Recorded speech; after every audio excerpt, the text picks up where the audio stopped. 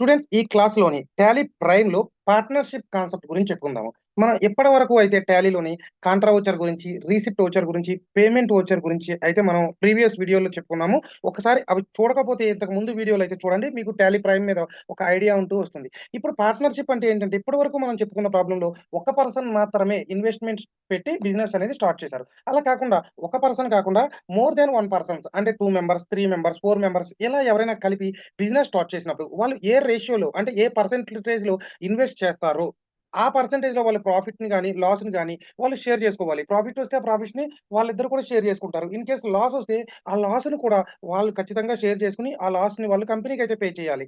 So, అది ఏ విధంగా entries చేస్తాము అనేదైతే ఈ ప్రాబ్లమ్‌లో చూద్దాము. నేను ఈ కాన్సెప్ట్ కోసం ఒక ప్రాబ్లమ్‌నైతే తీసుకున్నాను. దీనిలో ఒక 10 పాయింట్స్ ఉన్నాయి. ఫస్ట్ పాయింట్ ఏంటంటే మనకి mister Raju and Ravi started a business with cash. Each one ఇద్దరు కూడా 2,00,000 ఇన్వెస్ట్‌మెంట్ పెట్టి బిజినెస్ స్టార్ట్ చేశారు. అంటే టోటల్‌గా 4,00,000 నార్మల్‌గా ఎలా రాస్తాం మనం? క్యాష్ అకౌంట్, క్యాపిటల్ అకౌంట్ అనైతే జర్నల్ ఎంట్రీ అయితే రాస్తాము. సో, నేను కూడా ఇక్కడ క్యాష్ అకౌంట్ టు క్యాపిటల్ అకౌంట్‌లో ఈసారి మనం ఇద్దరు బిజినెస్ స్టార్ట్ చేశారు కాబట్టి క్యాపిటల్ రాజు అని రాస్తున్నాను. అలాగే ఇంకొకసారి కూడా నేను జర్నల్ ఎంట్రీ అయితే రాసుకుంటున్నాను. Cash account to capital. ఈసారి ఎవరండి మనకి ఇన్వెస్ట్ చేసింది? సో, రవి అనైతే రాస్తున్నాను. సో, ఈ ఎంట్రీని మనం ఏ వోచర్‌లో చేస్తామండి? మనం ప్రీవియస్‌గా చెప్పుకున్నామండి దీని గురించి. F6 అనే వోచర్‌లో అయితే చేస్తామండి. నెక్స్ట్ పాయింట్ అండి మనకి వెహికల్ పర్చేజ్ 60,000 అండి. వెహికల్ అనేది పర్చేజ్ చేసాము. పర్చేజ్ చేసాము అంటే క్యాష్ మన నుంచి వెళ్ళిపోతుంది. వెహికల్ పర్చేజ్ చేస్తే మనకి ఏమొస్తుందండి? ఫస్ట్ ఆఫ్ ఆల్ వెహికల్ అనేది వస్తుంది. సో, దానికి ఎంట్రీ ఎలా రాస్తామండి? Vehicle account to cash account. ఇక్కడ క్యాష్ అనేది మనం క్యాష్ పే చేసాము కాబట్టి మనకిది ఏ వోచర్‌లోకి వస్తుందండి? పేమెంట్ వోచర్ ఎఫ్ఐఓలోకి వస్తుంది. నెక్స్ట్ మనకి కమిషన్ రిసీవ్ అంటే మనకి ఏంటంటే క్యాష్ మనకొచ్చింది. సో, క్యాష్ మనకొచ్చినప్పుడు క్యాష్ అనేది డెబిట్ సైడ్ రాస్తామండి.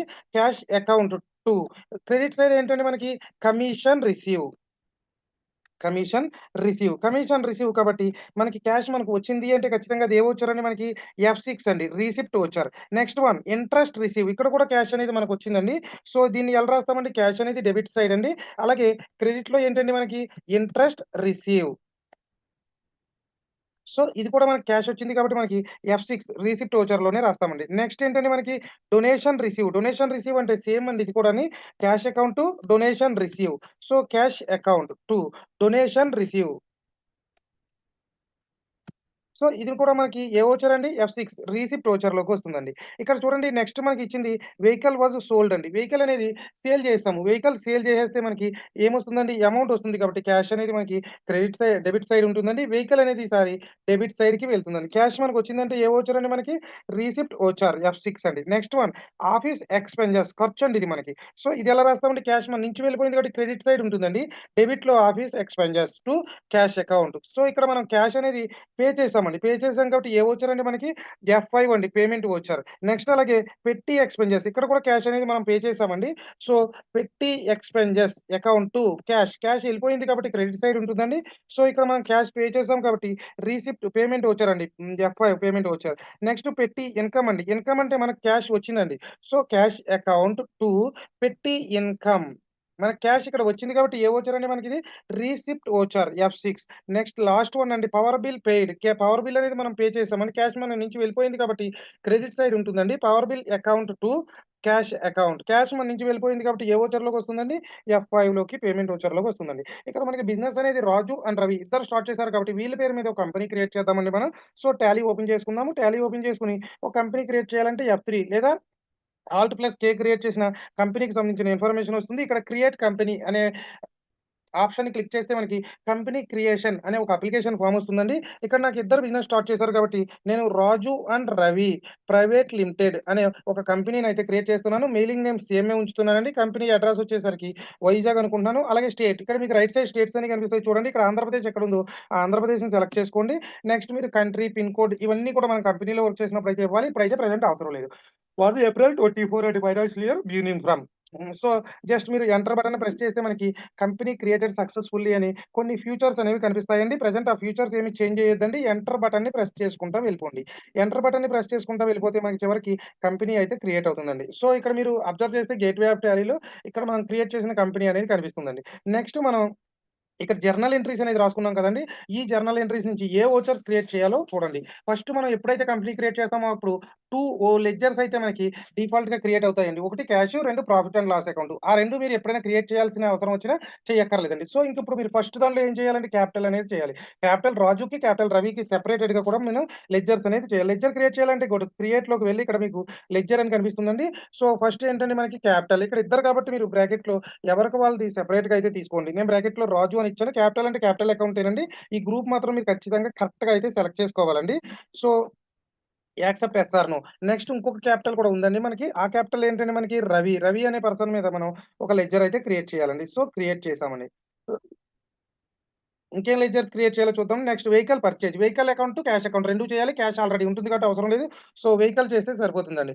సో, వెహికల్ అనేది మనకి ఏంటంటే మనకి ఫిక్స్డ్ అసెట్స్ అండి. ఇక్కడ గ్రూప్ అనేది ఖచ్చితంగా ఫిక్స్డ్ అసెట్ అని తీసుకోవాలండి. మీరు ఆ గ్రూప్ ఏమాత్రం మిస్టేక్ చేసినా మనకి ప్రాబ్లమ్ అంతా కూడా మిస్టేకే వస్తుందండి. సో, కేర్‌ఫుల్‌గా మీరు అక్కడ గ్రూప్ అనేది మీరు సెలెక్ట్ చేసుకోవాలండి. Next third one commission receive. Commission cash account, commission receive. So, commission receive అనేదైతే చేయాలండి. సో, కమిషన్ కమిషన్ రిసీవ్ అంటే మనకి కమిషన్ వచ్చింది కాబట్టి ఇది ఇన్‌డైరెక్ట్ ఇన్‌కమ్ అండి. సో, ఇన్‌డైరెక్ట్ ఇన్‌కమ్ అనేది సెలెక్ట్ చేసుకోండి. ఎంటర్ బటన్‌ని మీరు ప్రెస్ చేసుకుంటా వెళ్తే మీకు లెడ్జర్ అనేదైతే క్రియేట్ అవుతుంది. నెక్స్ట్ ఇంట్రెస్ట్ రిసీవ్ అండి. సో, ఇంట్రెస్ట్ రిసీవ్ కూడా మీరు చేయండి. Interest receive. ఇది కూడా మనకేంటంటే ఇన్‌డైరెక్ట్ ఇన్‌కమేనండి. సో, ఇది కూడా మీరు ఎంటర్ బటన్‌ని ప్రెస్ చేసుకుంటా వెళ్తే మనకి ఆ లెడ్జర్ అనేది క్రియేట్ అవుతుందండి. నెక్స్ట్ డొనేషన్ రిసీవ్ అండి. So, donation receive. ఇది కూడా మనకి సేమ్ ఇండైరెక్ట్ ఇన్‌కమేనండి. సో, మీరు ఎంటర్ బటన్ ప్రెస్ చేసుకుంటా వెళ్తే అది మనకి క్రియేట్ అవుతుందండి. Next vehicle was sold. Cash account vehicle already చేసాం కాబట్టి ప్రాబ్లమ్ లేదండి. చేయాల్సిన అవసరం లేదు. నెక్స్ట్ ఆఫీస్ ఎక్స్‌పెన్సెస్ అండి. సో, ఆఫీస్ ఎక్స్‌పెన్సెస్ అంటే ఇండైరెక్ట్ ఎక్స్‌పెన్సెస్ అండి ఇవి. సో, ఇండైరెక్ట్ ఎక్స్‌పెన్సెస్ అది సెలెక్ట్ చేసుకోవాలండి. మనకి ఇక్కడ ఈ అండర్ గ్రూప్ అనేది మనకి చాలా ఇంపార్టెంట్ అండి అది. ఓకేనా అండి? నెక్స్ట్ పెట్టి ఎక్స్‌పెన్సెస్. పెట్టి ఎక్స్‌పెన్సెస్ మీనింగ్ అంటే చిన్న చిన్న ఖర్చులండి. చిన్న చిన్న ఖర్చులు ఎప్పుడు కూడా డైరెక్ట్ ఎక్స్‌పెన్సెస్‌లోకే వెళ్తాయండి. దీనికోసం బిల్స్ అవి మెయింటైన్ చేయడం అయితే ఏముండదు. డైరెక్ట్‌గా క్యాష్‌లోనే మనకి చిన్న చిన్నయన్నీ కూడా జరిగిపోతాయి.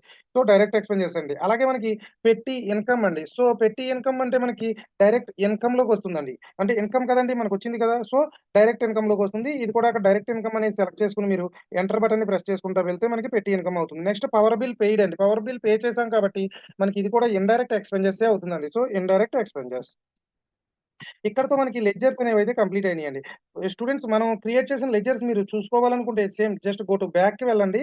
ఇక్కడ గేట్‌వే ఆఫ్ టాలీలో మీకు లెడ్జర్ క్రియేట్ కాదండి ఆల్టర్‌లోకి వెళ్ళండి. ఆల్టర్‌లోకి వెళ్లి మనం లెడ్జర్స్‌లోకి వెళ్తే మీరు క్రియేట్ చేసిన లెడ్జర్స్ అన్నీ కనిపిస్తాయండి. మీరు క్రియేట్ చేసినయే కాకుండా ఒక 2 లెడ్జర్స్ ఎక్స్‌ట్రా కనిపిస్తాయండి. అవి ఏంటంటే క్యాష్ ఒకటండి, ప్రాఫిట్ అండ్ లాస్ అకౌంట్. ఇదిగోండి చూడండి క్యాష్ మనం క్రియేట్ చేయలేదు. అలాగే ఇంకొకటి కనిపిస్తుందండి ప్రాఫిట్ అండ్ లాస్ అకౌంట్.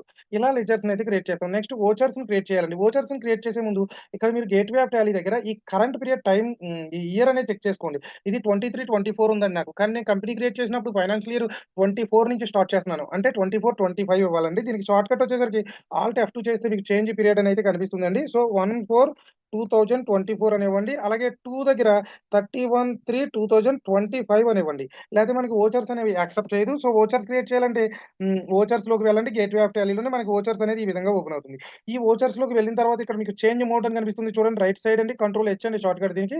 ఆ చేంజ్ మోడ్‌ని క్లిక్ చేసి డబుల్ ఎంట్రీ అనేది క్లిక్ చేసుకోండి. డబుల్ ఎంట్రీ క్లిక్ చేసుకుంటే మీకు ఇలా వస్తుందండి. ఈ డబుల్ ఎంట్రీ తర్వాత మీరు కీబోర్డ్‌లోని F12 అనేదైతే ప్రెస్ చేయండి. F12 ప్రెస్ చేస్తే మీకు కొన్ని కాన్ఫిగరేషన్ సెట్టింగ్స్ అయితే డిస్‌ప్లే అవుతాయి. దీంట్లో ఫస్ట్ ఆప్షన్ అండి. Use credit debit instead of 2 by during voucher entry అని ఉంటుందండి. ఆ ఆప్షన్ దగ్గర వై అని టైప్ చేసి ఎంటర్ చివరి వరకు ఎంటర్ చేసుకుంటా వెళ్ళండి.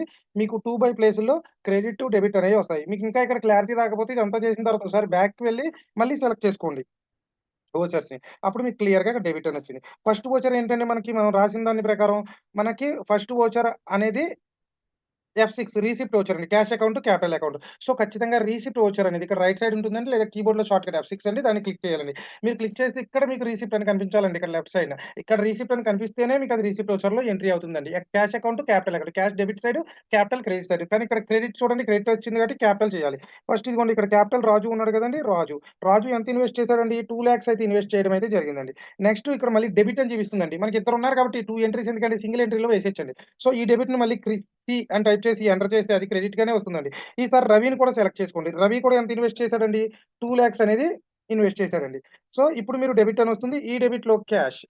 ఇప్పుడు అంటే ఇద్దరు మనకి డిపాజిట్ చేసినయి, అది ఇన్వెస్ట్‌మెంట్ చేసినయి కూడా మనం ఒకే ఎంట్రీలో తీసుకున్నాం. నెక్స్ట్ మనకి నరేషన్ అడుగుతుందండి. నరేషన్ అంటే ఇక్కడ రాజు రవి బిజినెస్ స్టార్ట్ చేశారు కదండీ! ఆ ఇన్ఫర్మేషన్ అండి. అది మనం కంపెనీలో వర్క్ చేసినప్పుడైతే ప్రతి వోచర్‌కి అయితే అక్కడ నరేషన్ రాస్తామండి. సో, ఇప్పుడు అవసరం లేదులెండి.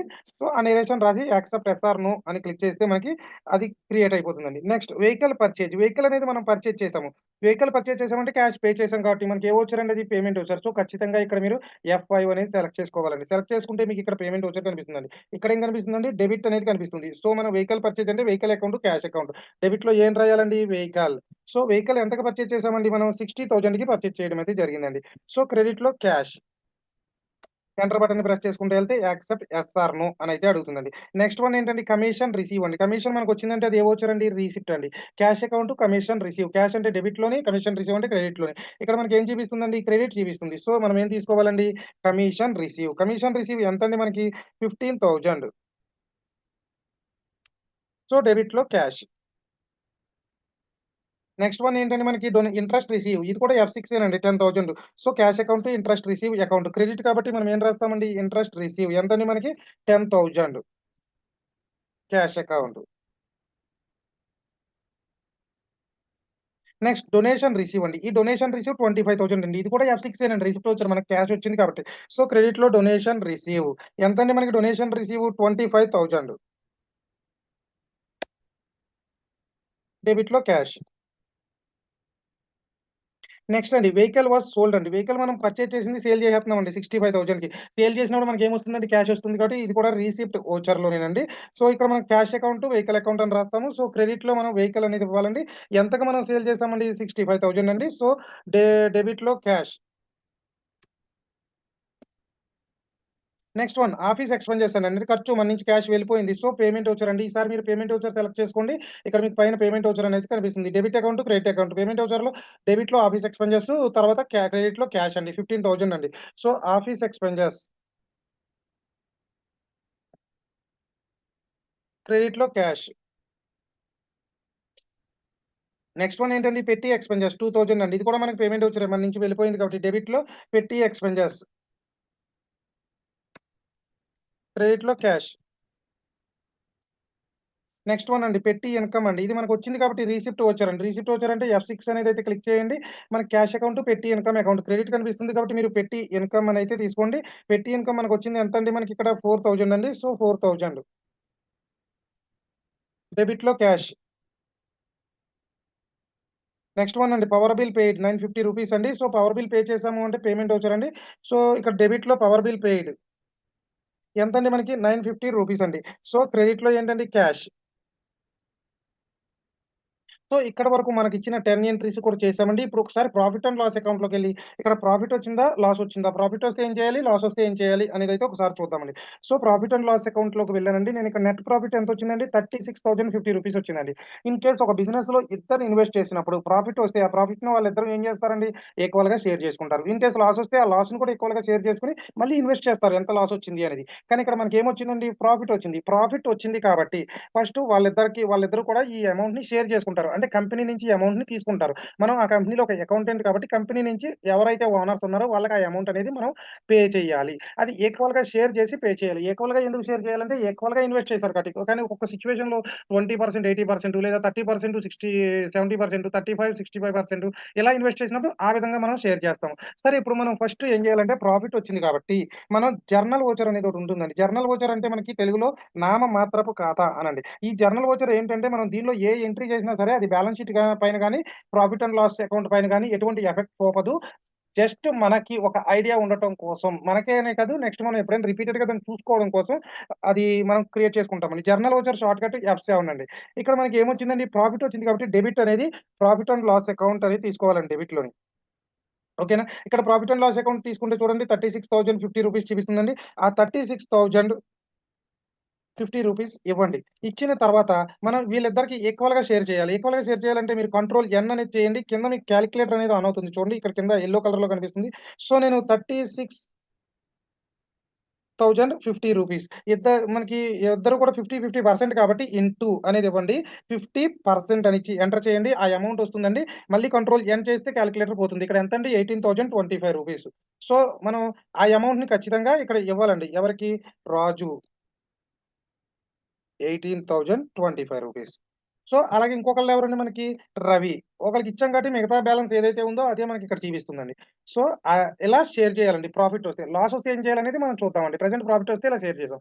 సో, ప్రాఫిట్ వచ్చింది కాబట్టి వాళ్ళేం చేస్తారు కంపెనీ నుంచి అమౌంట్ తీసుకుంటారు. వాళ్ళు తీసుకుంటారు అనడం కన్నా మనం అకౌంటెంట్ కాబట్టి కంపెనీ నుంచి అమౌంట్ పే చేస్తున్నాం. కంపెనీ నుంచి అమౌంట్ వెళ్ళిపోతే అది ఏ వోచర్ అండి మనకి పేమెంట్ వోచర్. సో, పేమెంట్ వోచర్‌లో అంటే మనం ఫర్ ఎగ్జాంపుల్ రాజుకి అమౌంట్ ఇచ్చామనుకోండి. రాజు అకౌంట్ క్యాష్ అకౌంట్ అని రాస్తాం. సో, డెబిట్‌లో రాజు. సో, క్యాపిటల్ రాజు.